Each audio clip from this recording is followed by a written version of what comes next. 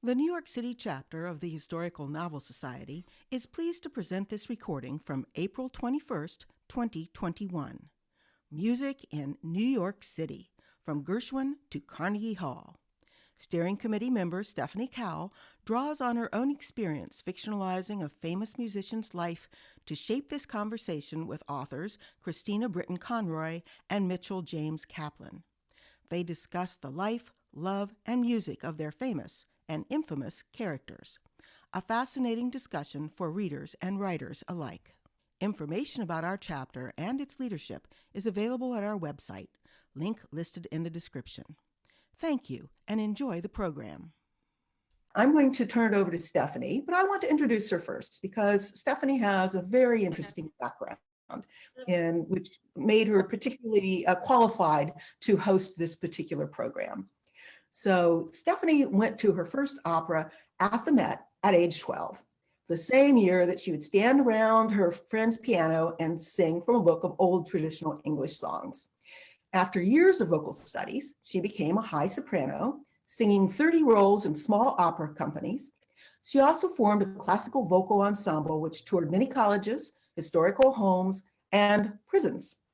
And she sang traditional songs with guitar in schools, clubs, and concert halls. After forming the chamber opera company Strawberry, she left singing to write novels. So with her music and her literary background, she's particularly well suited to host this. And I'm going to turn it over to her so that she can introduce our guests for the evening. Thank you. Thank you so much, Faith. Okay, I am Stephanie. I'm a native New Yorker and a music lover. And in the past year, I have grieved, as we all have, very much for the loss of live performance in my city. I walk past Carnegie Hall and Lincoln Center and Broadway and put my hands on the walls of the buildings and say, come back.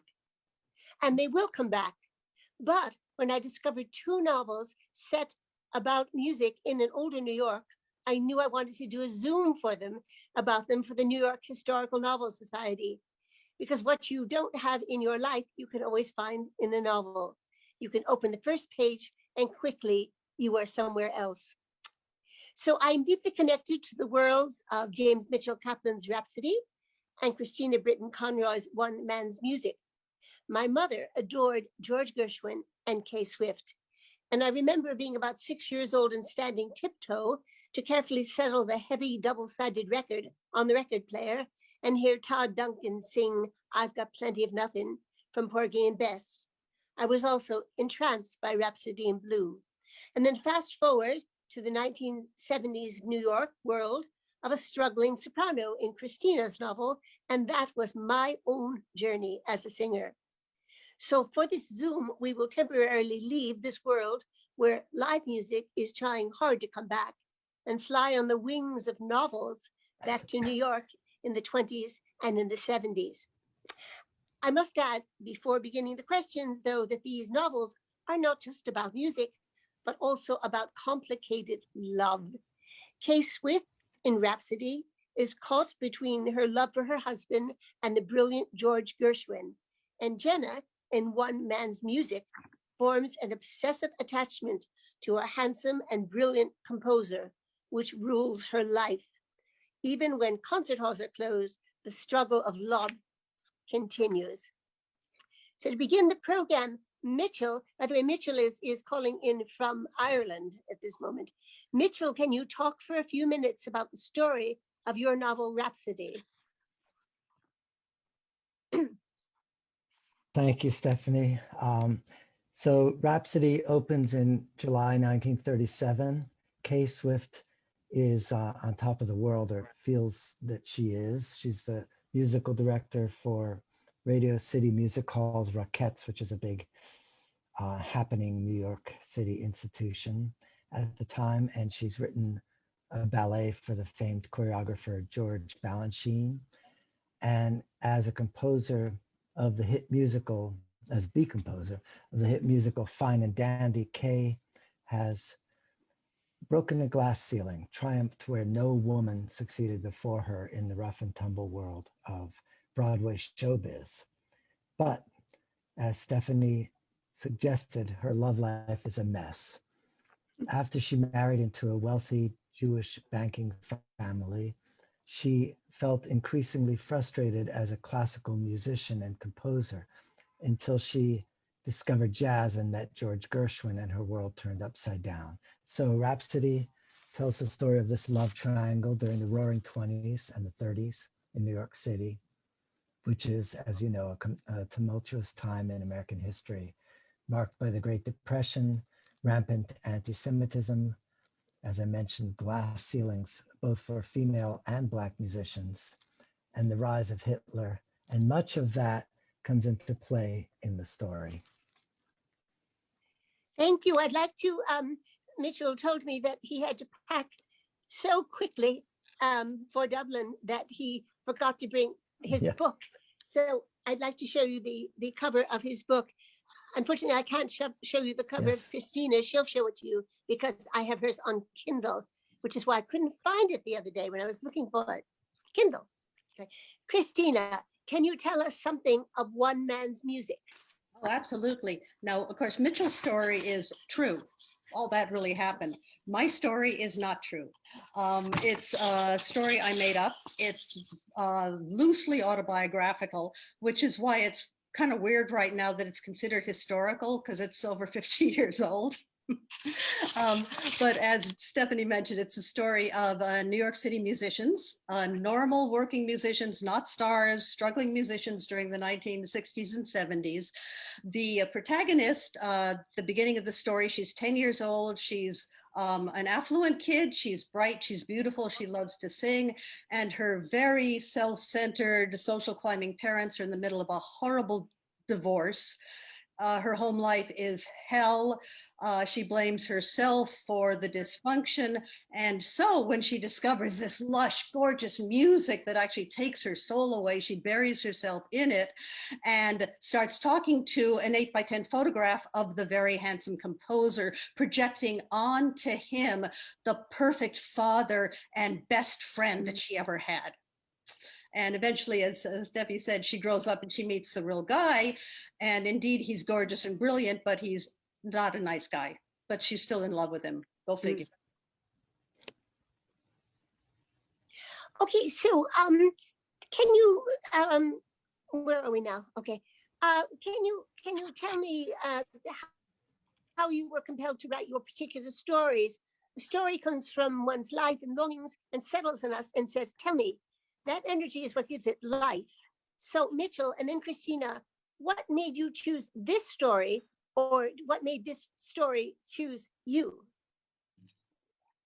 Stephanie, you mentioned that when you were a little girl, you used to carry those heavy discs and place them on the platter, put the needle there, and Rhapsody in Blue came over. And I think that allusion that you made to memory calling us and influencing us, a voice from the past, was unconsciously at play. What happened in terms of concrete events is, I've told this story before. I had just finished my previous novel, Into the Unbounded Night, and I was sitting downstairs in the dining room, and I had 300 CDs in the shuffle, in the CD carousel set to shuffle, and I was sipping my coffee, and Rhapsody in Blue came on, and I pictured my father, who used to play the clarinet. He had died a couple of years before this breakfast event that I'm describing, and I pictured him standing in front of a hi-fi, playing that opening clarinet slide at the beginning of Rhapsody in Blue, and then it's followed that little kind of klezmer ornament, and I started crying, and I knew right then and there, I knew that was going to be the starting point for my next novel. I didn't know about K-Swift, I didn't know about Jimmy Warburg, I didn't know that much about the 20s and the 30s, but for me, and we'll talk more about this probably, for me, writing a novel is a process of discovery, and that's what makes it so exciting for me. Oh, that's really beautiful. That's so much what I have felt. So Christina, what can you tell us why you were compelled to write this particular novel? Right, certainly can. And it's so different because Mitchell's is such a beautiful, kind of happy, bittersweet story. Mine was awful. Mine I wrote totally out of frustration and pain and anger. Ever since I was a little tiny kid, I wanted to be a classical singer. And at 15, I was studying at Juilliard Pre-College. For the next 10 years, I studied, worked a lot of places. By the time I was 26, I was in Europe singing opera, but I knew I was not going to be a star. I was not going to be an opera star. So I came back to New York. I worked in musical theater and did pretty well. But it was not singing great music. It was never doing the stuff that I loved. The spring of 1979, I was finishing 15 weeks at Radio City Music Hall. That was 4 shows a day, 6 or 7 days a week, singing crap. Hello. But I was all ready to go and do this wonderful summer stock season where I was going to be singing the leads in classical operettas in the Maine woods for 10 weeks for almost no money, but it was going to be wonderful. But right then an audition came up for a Broadway tour. The show was on the 20th Century. The star was Rock Hudson. I got the tour. It was 6 months. It was more money than God, as far as I was concerned. It was prestigious. But I was back in the chorus. I was understudying a lead, but she was very healthy. So I only went on twice in 6 months. Anyway, we opened in Detroit, and I immediately made friends with the pit players who were all Detroit Symphony men and women and wonderful musicians playing dot, dot, dot, dot, dot, dot, you know, in order to get the rent paid. And I was on stage singing dot, dot, dot, dot, dot, dot. And it was just so frustrating that I was sitting backstage and just scribbled a story that eventually became the novel One Man's Music. That is fascinating. I am so fascinated by how everybody, where the novels come from, because that's complex, you know, what happened and what you wish happened, and it's an amazing story. So in both of your books, I was fascinated by the period, the 1920s and the 1970s, and how they give color to the story. Can you read us a few minutes, a minute, whatever, of something which shows the character and the period of your novels, Mitchell? Yes, I picked the following passage that gives, I think, a little taste of what it was like to be young on a date in the 20s.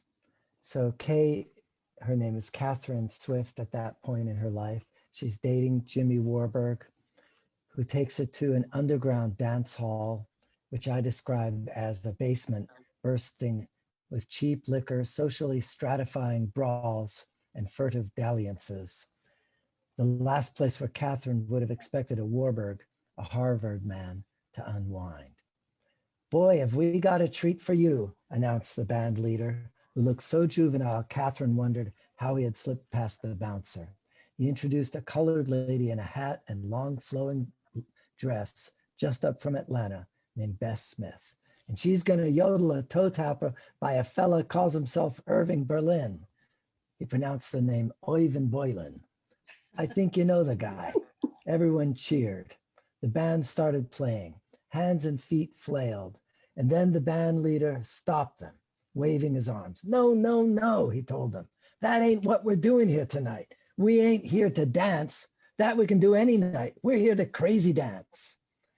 The band resumed playing more up-tempo, and this unprepossessing Southern woman belted out a song called "I've Gotta Have Some Lovin' Now." The beat was as asymmetrical as the rhyme, and the music as lively.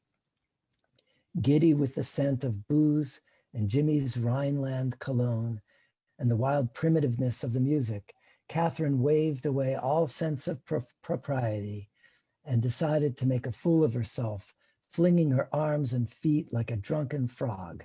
Crazy dancing, the recent discovery of a culture in flux. Perhaps not Catherine's culture or Jimmy's either, but that made it all the more exhilarating. "How do you know this place?" she shouted to Jimmy after Bessie Smith finished. while everyone was clapping, stomping their feet and whistling. Navy flyers know how to whoop it up, he shouted back.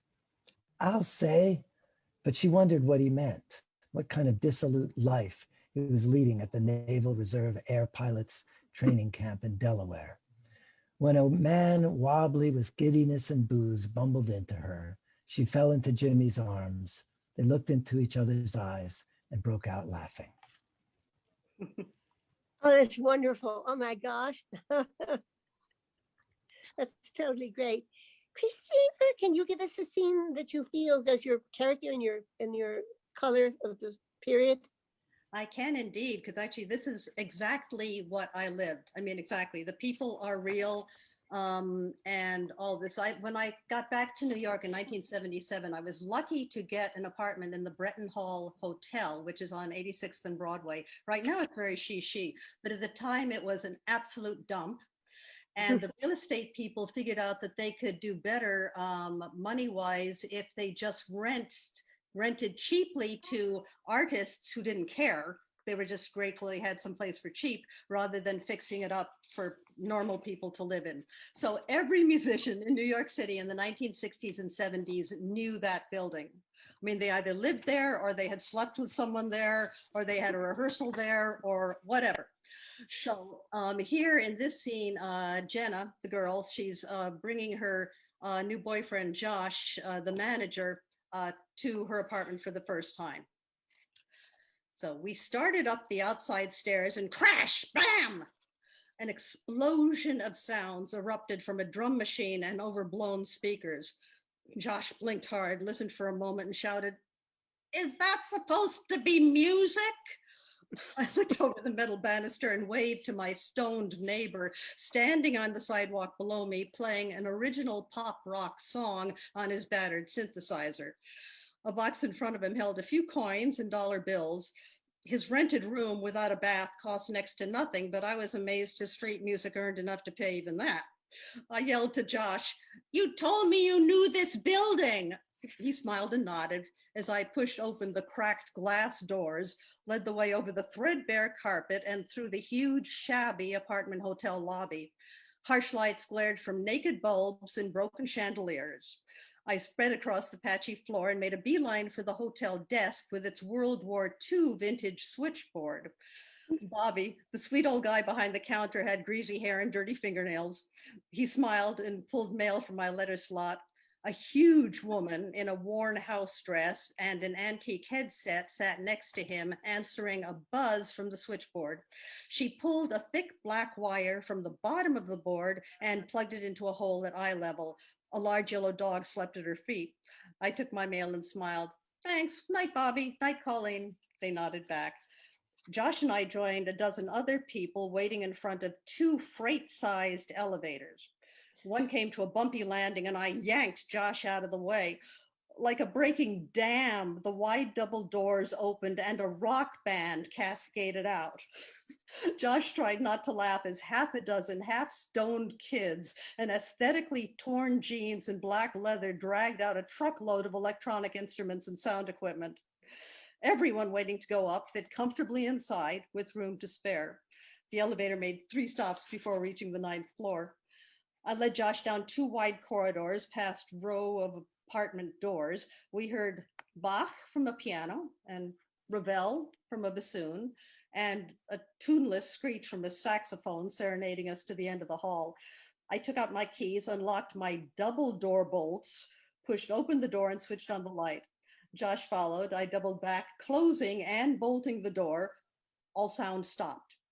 No matter how much noise there was in the halls, the thick apartment walls and double-paneled wooden doors made the interiors virtually soundproof.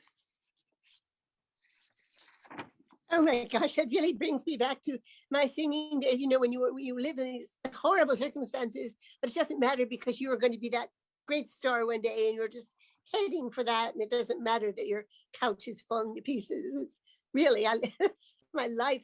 Anyway, so Christina and Mitchell, your novels are both now considered historical, even though it's a little scary to consider that something in the 1970s is now historical.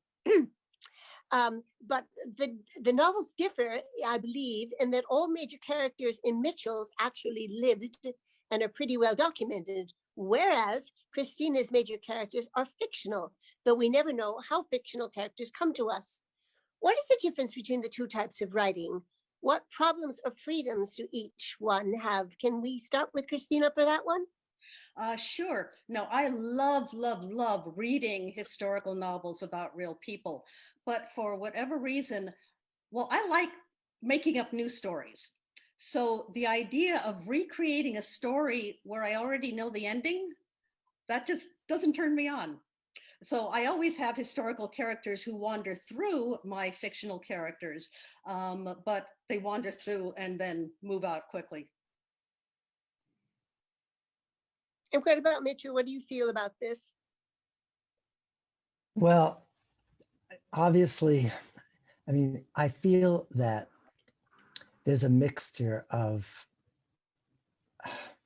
I even hate to say reality and imagination because it all feels real to me. What I do is I dive into the research and I just read everything I can about the period. And I obviously, like other historical novelists, I surround myself with everything I can that's going to be evocative of the time and place and the people, go to museums, etc., visit places.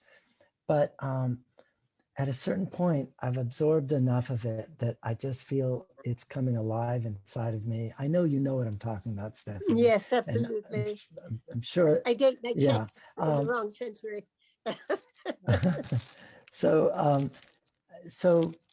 at that point, what happens is I feel like what emerges in my mind and on the page and then kind of becomes clarified through successive drafts is something that approaches what I think of as the ideal form of history. You know, the real form of history is like the dirty, rough, messy history that people experience in so-called real life. But when you're writing a historical novel, you're kind of distilling it to its essence. And so again, I'm sorry, I'm not giving you a straight answer here, but you're talking about the reality of the characters and the imagination. And I guess what I'm saying is yes, a combination. They fuse into, there's a feeling that they meld into one thing that is substantial and convincing. Right. And I say certainly if when I'm writing about a period that I didn't live, I also love researching and finding, myself in the period, and then making people who could have lived in the period. Yeah, it's endlessly fascinating to me. So this is a question that all you historical novelists out there, I'm sure there's several of you, will have asked this question themselves. So I'm a historical novelist, okay, and I'm extremely irked when someone criticizes my characters when they don't behave as in the real versions of themselves. If they had gin on a Tuesday in real life, some readers go crazy if you have them drinking gin on a Thursday. To me, our genre is called historical fiction and must follow a drama line or plot first, and people's lives don't necessarily come with plots. What are your feelings about this level of judgment? Do we have to move things around and do you feel okay with it? And what, either one of you? Okay. Well, I actually did with One Man's Music. I had to change years because, for instance, I had the building of Lincoln Center and the refurbishing of Philharmonic Hall. If some of you were around at the time, when they first opened it, the acoustics were disaster and they had to totally tear it down and rebuild it, whatever. And I had the wrong year. So I had to change it and go back and make sure it was the right year. So that kind of thing, I'm absolutely pristinely careful about. But I mean, I think to me, I mean, I feel very strongly that the drama of a piece comes first, and then if you want to find out the exact, I always say some things are changed slightly in time for dramatic intent. And if you'd like to find out exactly this, you can this book, and this book. I'm indebted to these historians, right? But people can really get on your case Amazon reviews or something get on your case. No, her color hair wasn't that color red. It was Right. anyway. Mitchell, do you have anything? I have Leonard Bernstein being angry with his musicians, which he was a lot. And undoubtedly the exact words I put in his mouth are not the words that he echoed. Even though I remember as a little kid being there and listening to him yell at people, but so. Ah, what an Well, experience. so yeah, that must have made an impression.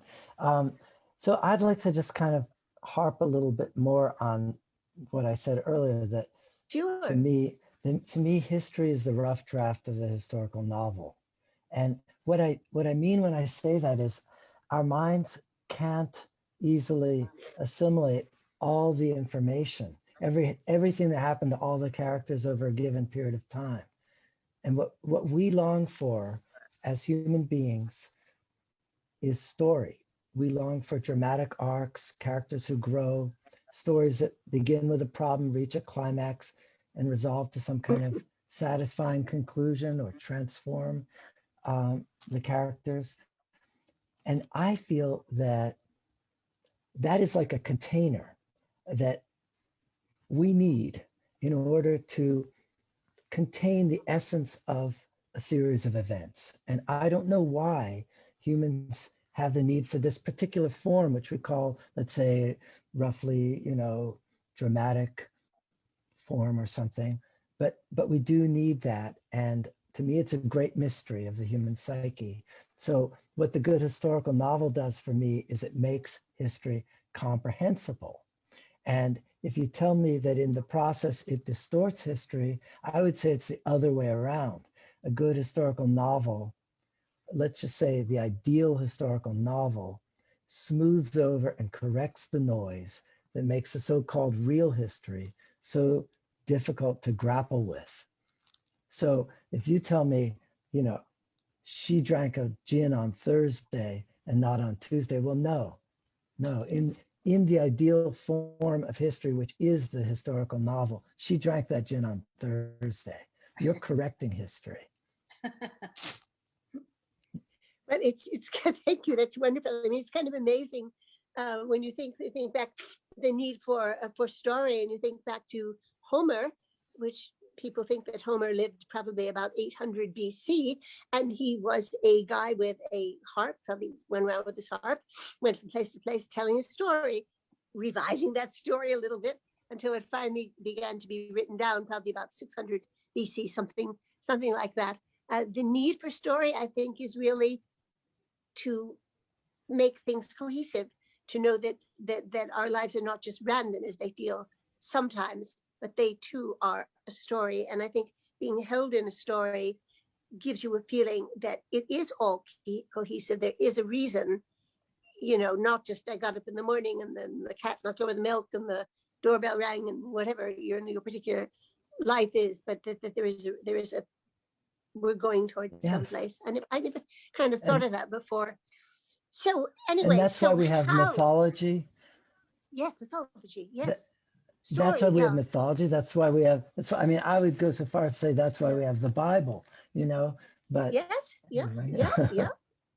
It's true. Before the Bible I'm always fascinated in trying to find out when the different books of the Bible were written down, because they were story. At one point they were just verbal history, as Homer was verbal story before someone had the papyrus and the pen to write this down in some version or another. So it fascinates me. So anyway, you describe Stephanie. Did you want to say something? Yeah, well, sorry. Am I being rude? I was going to say. I cut you off. I'm sorry. No. I cut you off. But anyway, so well, now I forgot what I was going to say. But it has to do with the form of it that I feel that we don't really understand history without doing this to it. And Absolutely. That's the big mystery to me. And it's a way of making it comprehensible. So to say that, this detail or that detail is inaccurate is to totally miss the point. Yes, I That's all. agree. Okay, I'll No, stop no, interrupting that's you. very important. I'm sorry, you know, it's considering that Mitchell and I are, what is it, 3,500 miles apart.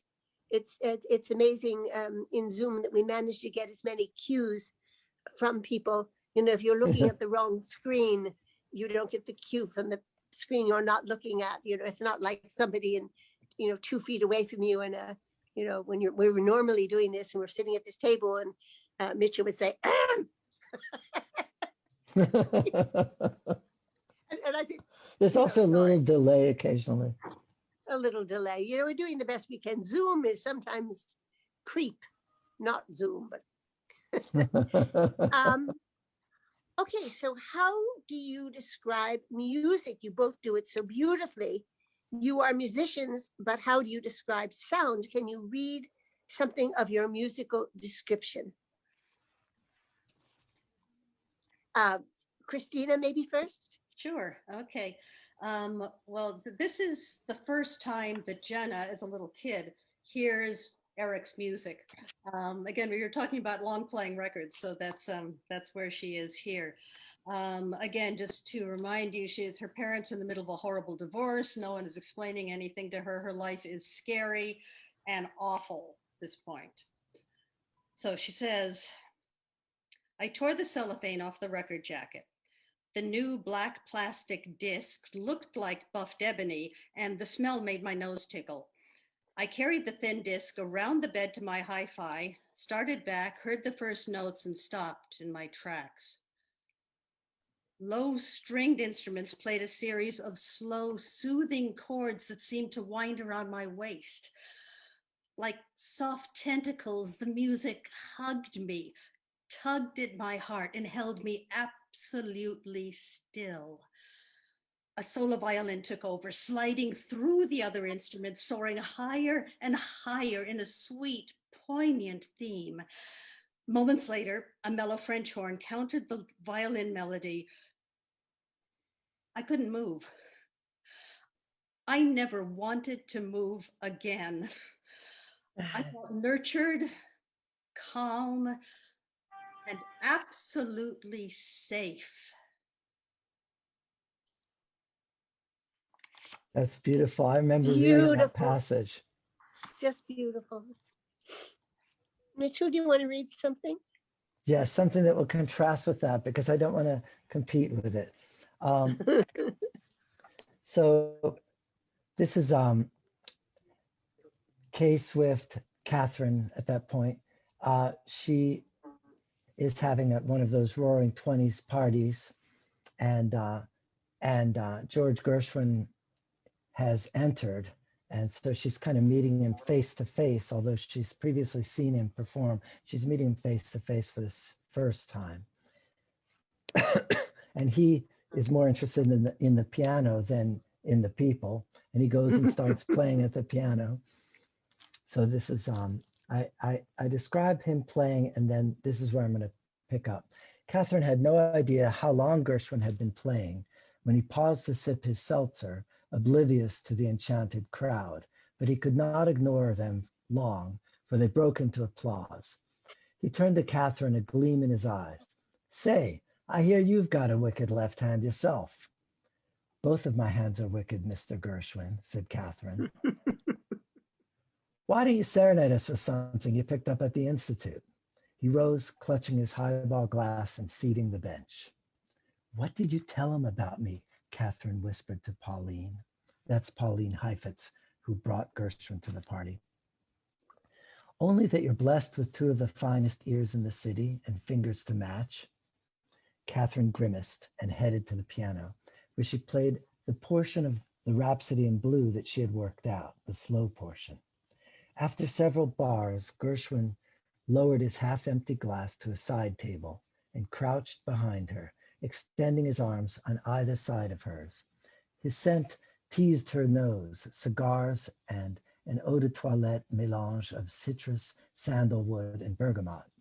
He began embellishing, and soon their melodies intertwined. Catherine glanced up at Jimmy, her husband, who stood near the end of the piano watching. and smiling in his ambiguous way. Gershwin added notes in other implied time signatures, triplets against eighth notes and exotic keys, and bumped up the rhythm so that Catherine soon felt she was his accompanist rather than the other way around. Nor was she adept at this style of accompaniment, which involved reading the other player's mind rather than notes on a printed page. Flexibility and instinct rather than calculation and precision. Together they waded further beyond her waters. She tried to swim but flailed. It may not have been noticeable to the others, but Gershwin knew. She felt uncomfortably warm, a flush she did not care to name or recognize. She worried others might notice, but glancing around the room, she saw no sign that they did. As her eyes returned to the keyboard, her fingers stumbled. That was mortifying. Oh, I love that. I love that. Beautiful. So,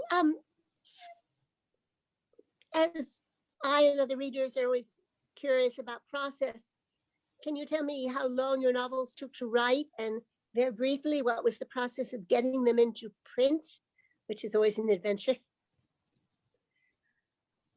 Okay, I guess it's my turn. All right, sorry. Of course you can't see my cues.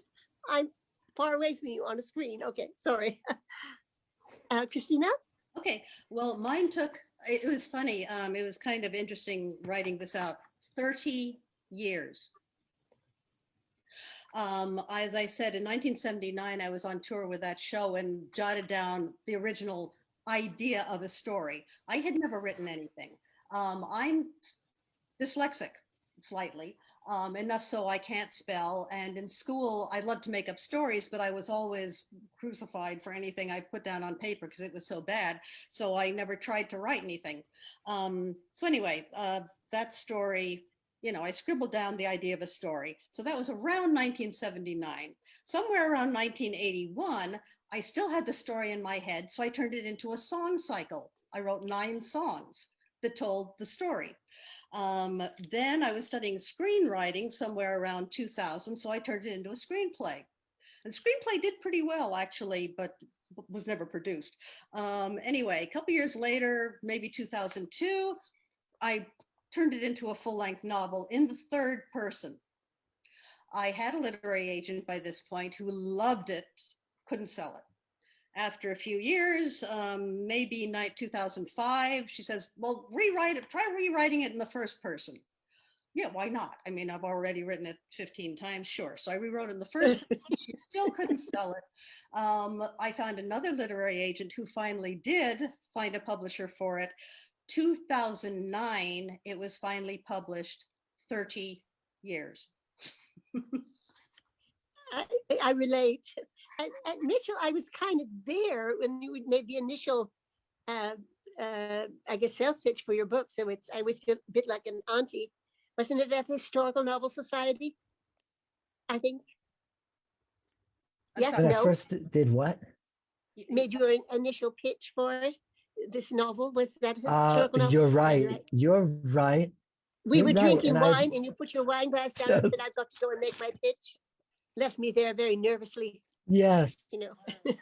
What happened is, I had this idea, and by the point that when we had that Historical Novel Society convention, I knew about Kay Swift, and I kind of had a sense of how I was going to write the book.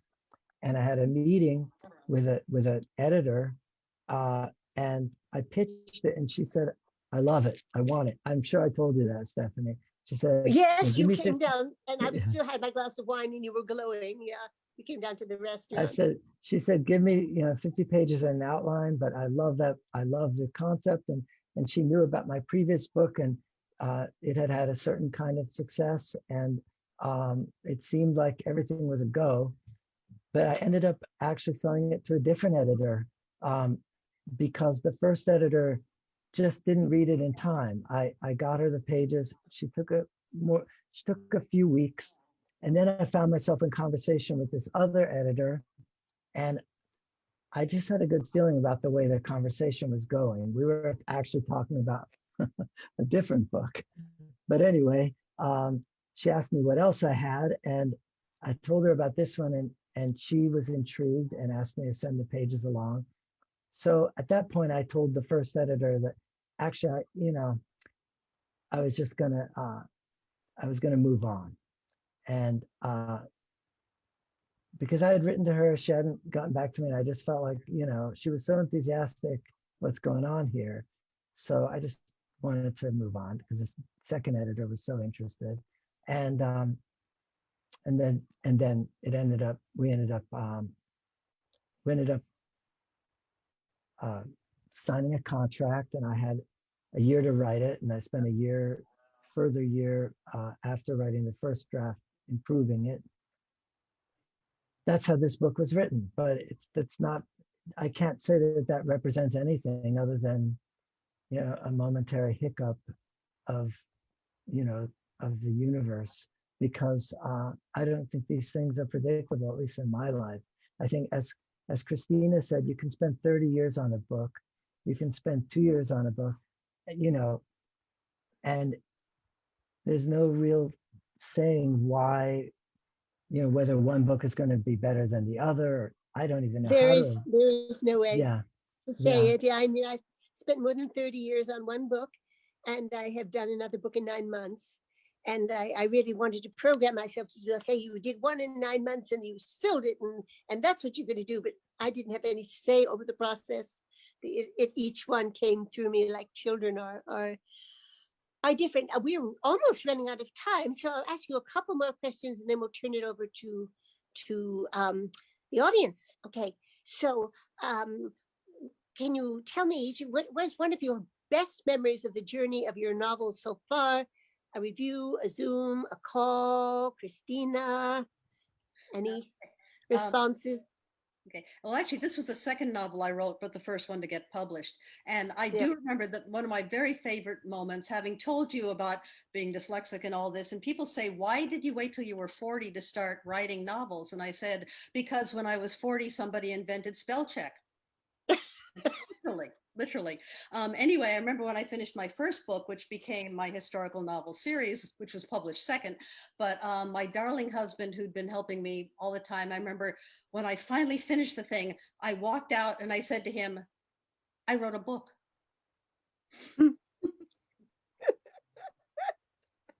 It's amazing. It's amazing to say, actually, writing a book is, I'm sure a lot of people here are writing books. And when you think of all the people who say, I want to write a book, and then to actually say, I've written a book, it's a big piece of work, growing from one sentence to a lot of pages. Mitchell, do you have a favorite moment of your since your publication or before, or for this novel? I mean, I don't know about you or other writers, but I suspect you all have the same feeling that I do, which is you love your book, you love it. It's something very close to your heart, but you have no idea how the world is going to treat it. You have no idea. And no idea. So when it goes out there, and I have to say, I thank God for this, and I knock on wood, and I don't want to, I don't want to boast about it because that would be bad karma, but I've had the unbelievably gratifying experience that each of my 3 novels has been greeted with enthusiasm and glowing reviews. And wow, that sounds awfully boastful, but really I say that in humility because I'm grateful for it. I'm so grateful to the bloggers and the reviewers and the readers who have made the effort and reached me halfway, or reached, found this space that we share in this story, which I think it's a miracle. And that's what I can say. That is the happiest moment of any book, is when people get it. And it keeps happening. It keeps happening. And it's just it's really a reason to live. There are other reasons to live also, but that's one of them. Of course, it's one of the reasons to go through all the craziness. Is to have the miracle. It's something most people outside writers make up in their heads a little story that tells us it never gets anywhere. So maybe they'll tell their husband or the wife or something like that, or their best friend. And we write a dream. We write a vivid dream, and that dream can be read by someone in Hong Kong. It can be read by someone in San Yeah. Francisco that you never knew. And sometimes you'll get an email or a letter out of the blue. You don't know me, but, and it is just so amazing to think that your novel can have touched somebody that you've never met. And Stephanie, we've discussed this before, but I feel, I mean, I don't think, I don't take ownership of that dream, and I don't think you do either. No. It's something that is given to us, and we get it, we mold it as well as we can to resemble what it's supposed to be. But then someone else meets us there. All these other minds inhabit that space. And that is just so amazing that we share this space with other It is amazing. souls. It's quite wonderful. When I did my first novel, I remember I used to ask people who said they loved it. It was Nicholas Cook. It was about a boy in Elizabethan times who was an actor. And people would tell me they loved it. And I said, can you tell me what you love most about the book? And sometimes people would tell me very private things. And then one very old Episcopalian nun said to me, oranges. I said, oranges, sister? Thinking of my whole big book. And she said, yes, they ate oranges. They got oranges, from Spain, and they got to eat one. And I used to get oranges when I was a child at Christmas time. And I said to myself, oranges. But, so you never know what. Another man saw his whole breakdown of his marriage in my book. But you never know if it's going to be oranges or the breakdown of a marriage or what the people will find that's individual in your book. And it's a great honor to me when anybody chooses to spend their time, reading my book. Well, the time is, it's time for questions. Also, can I ask you a script of the last one, the number 13? No, not number 13. Is there anything else you'd like to say? Either one of you before we open. I need to show the picture of my cover because you didn't have it. Oh yes, please do. That's. I have that somewhere on my shelves and I can't find it. Well, I have you on my shelves too, so that's okay. But it's terrible. I'm now going through all my books, and literally I'm sneezing from all the dust in the room. It's just, I thought I dusted them. There's a lot of books. If any of you out there haven't read Stephanie's Marrying Mozart, I was her fan before I became her friend because of that book. So.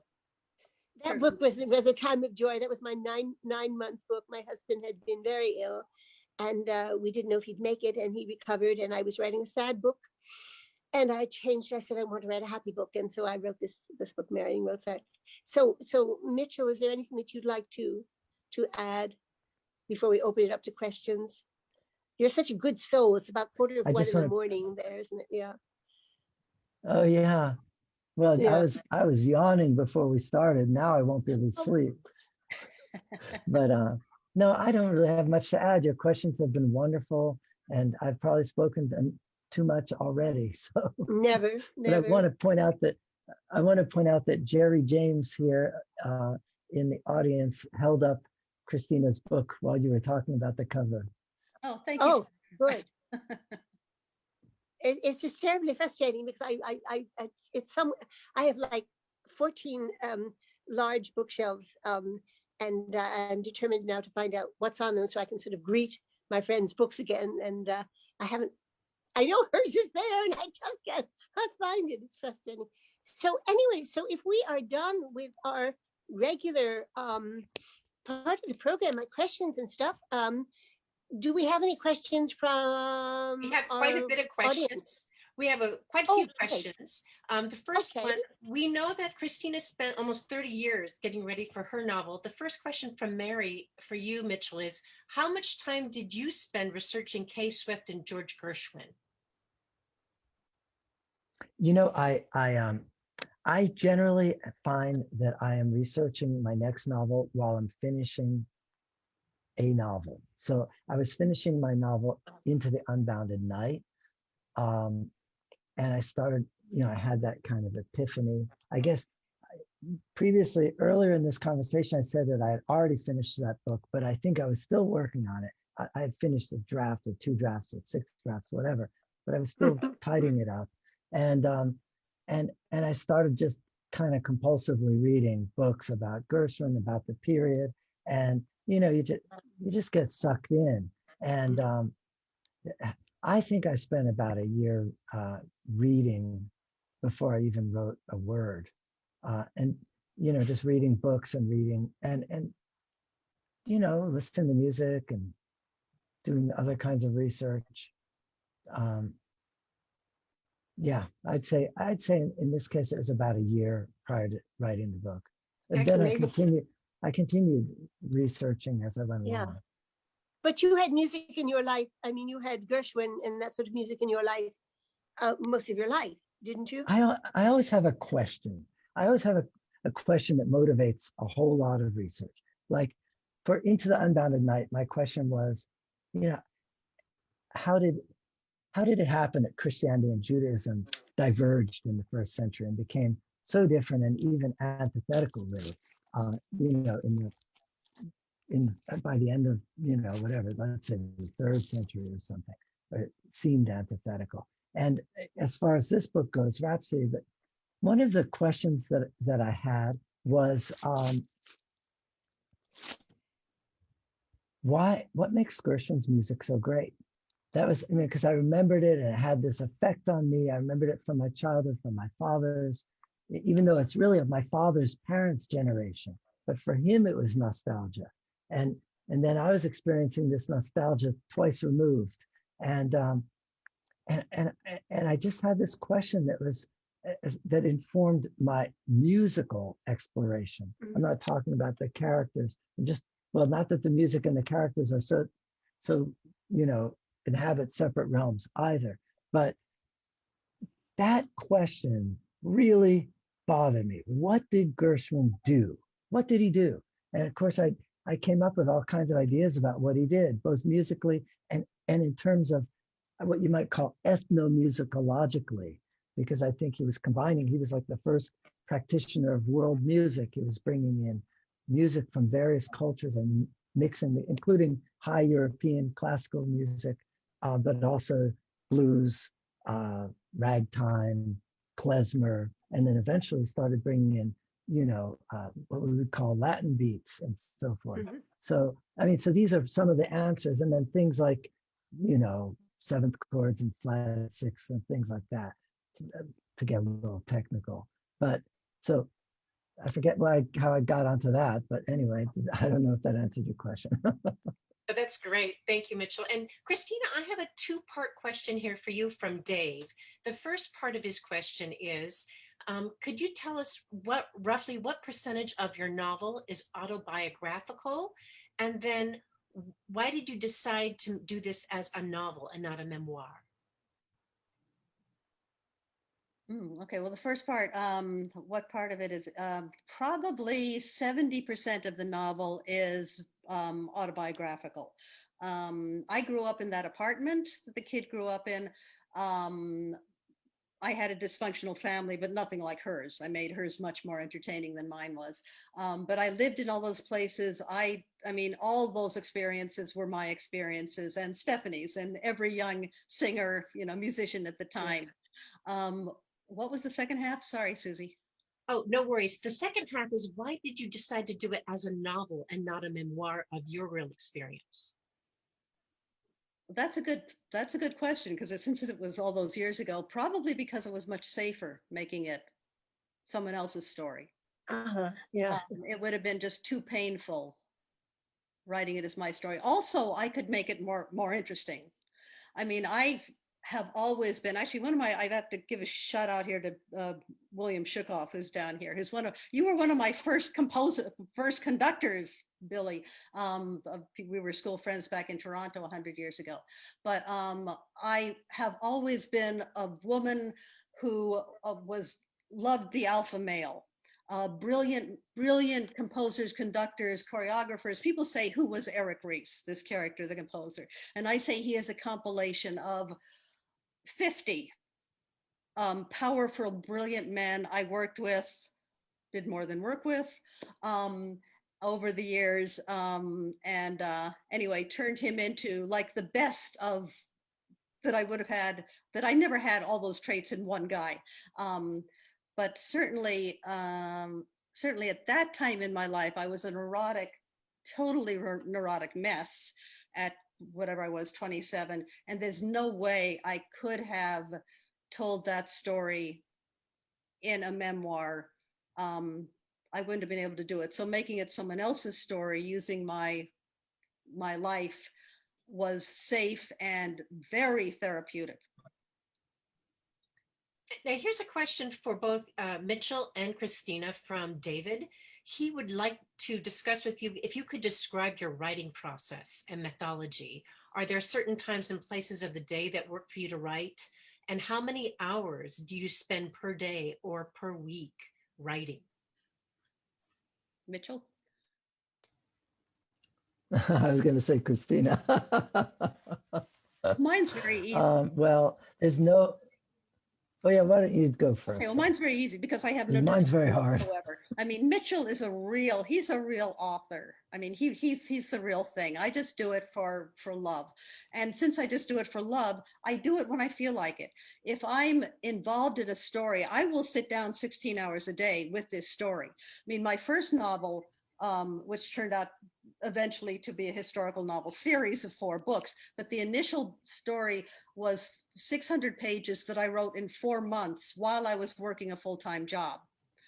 So I was just this is my His Majesty's Theatre, my turn of the last century British theatre series.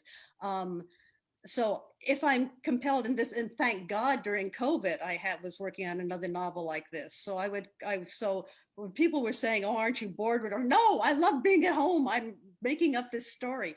So I have no discipline whatsoever. If I'm not interested, I don't write. If I'm interested, I'm usually obsessed and writing all the time. I know Stephanie's very disciplined, and I imagine Mitchell much more than I am.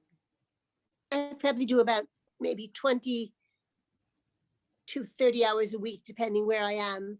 I can get possessed and work for 8 hours. Normally I work for about 3 hours in a day. It's just, but it's when I first get up in the morning, that's it. My characters talk to me. And Mitchell, do you want to say something about that? Yeah. Well, ditto, I guess is what I want to say. I mean, I get up very early normally. Now, tomorrow morning, I won't be getting up early because it's like, whatever time it is, it's super late here in Ireland. Well, it's only 11:59. Anyway, midnight. yeah, because,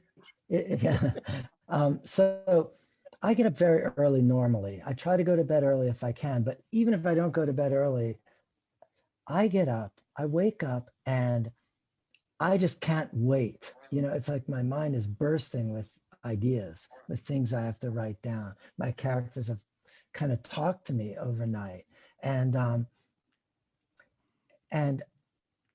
so, yes, I work while everybody else is sleeping. When I say very early, you know, it can be 3 o'clock, 2:30, 4 o'clock, it depends. But I love to work while everyone else is sleeping, before anyone else is awake. That's early morning is when my mind is just, you know, buzzing, and I can do all of my actual writing, all of my creating before, let's say, 10 a.m. or so. Then if I am going to be working further that day on a novel, it's going to be revision. But then there will be periods where, you know, there will be periods where I have to put the thing aside and I'm not going to be working on it at all for a period of time until I know what I've got to fix, what's bothering me, what's not quite right. So there are days where I'm working intensively, and there are days where I'm feeling like I wish I could be working intensively, but I don't yet know exactly what I'm supposed to do. So I wish I could give you an answer like this, some method or something other than madness, but I'm afraid I can't. But here's another interesting question for both you writers of historical fiction. When you're writing about someone as famous as Gershwin, and Christina, you mentioned was it Bernstein? Leonard Bernstein, yeah. Do you worry about their estate or their relatives coming after you, how you depict them? I do. Big time. Oh boy. I don't think I want to even open my mouth on that one. Thanks where anyway. And No, here's one more. actually, I had with my historical novel series, I had a lot of help from the Henry Irving Society in Britain, and I have Henry Irving moving in and out of my novel, but I had him in apparently historically correct, but in some cases not necessarily flattering stuff, and I took it out actually when I started working heavily with the Irving Society because it wasn't needed for my plot and I didn't want to offend anybody. Several people have asked, first you, Mitchell, when you're writing, do you listen to music? And did you listen to a lot of Gershwin music when you were writing Rhapsody? Not just Gershwin. And please, I want to establish clearly that the book is not just about Gershwin. It's from Kay Swift's point of view. She was a great musical mind in her own right. And her background was in classical music. And so I talk a lot about the music that she loved and why she loved it and how it affected her and what it meant for her. And she has a nostalgic relationship with some of the music that connects her with her father, much as, although I wasn't thinking of this consciously, now I realize it's very parallel to the way the Gershwin was connecting me with my father when I started to write this book. But of course, yes, definitely. Music is a lot of what this book is about. Music is a great mystery. It's a powerful form of communication. And I had to immerse myself in the music of the period, including the music of Gershwin, with great joy and abandon. You could almost say writing the book was a pretext to spend a lot of time listening to music. And Christina, here's a question. Someone wanted to know, did you put any pieces of music in your book that you actually sang? Oh yeah, a lot. And I've had readers like whoever, I guess, Stephanie talking about people who you don't know writing to me, because I had people writing to me afterwards saying they had actually looked up the pieces of music that I mentioned. So yeah, there's a lot of real music mentioned besides the made up music. But I'll tell you, some of his compositions are like so real to me. I mean, I hear them. And talking about writing to music, I not only write to music, but I have a huge selection of CDs that are basically listed in mood. A lot of it's film music. Film composers are my gods because they are the best people in the world of making us feel things. I'm a certified music therapist in my other career, and that whole business is emotion and music. And so if I'm sitting down and I know I have to do a sad scene, I will grab from the CD list of music that makes me feel sad. Or if it's an adventure scene, like that. When I'm editing, never. I need to edit in absolute silence. But for the initial creating of story, I always listen to music. Leslie would like to know that because you're talking about famous people, Christina, you mentioned talking to the Henry Irving Society, but did you have to approach the estates of any other famous people before putting real people in your novels, or do you just write them and then deal with it later?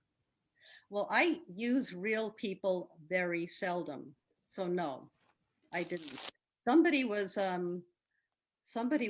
mentioning the other day, oh, my friend Steve Peters there, I'll give him a shout out. Because he's famous now for being interviewed by Tammy Faye Baker, and his person is being somebody is playing him in a movie, meeting Tammy Faye Baker, and he was asking if he could get some royalties or something. They said no, because now you're a historical character.